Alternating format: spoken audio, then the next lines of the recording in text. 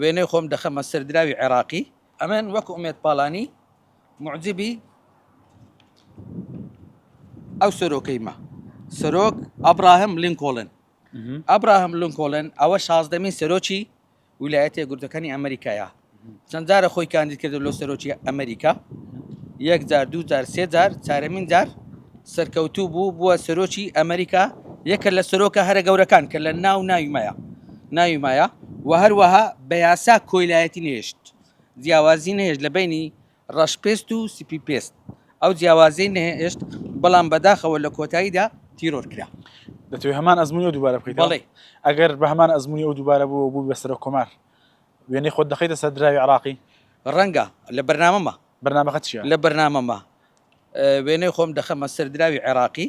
بەس یعنی وەکو برەی دراوەکی گران بەها نەبی هەر وەکو ئیبراهیم لینکۆڵن دراوەکی ئاسایی بیتن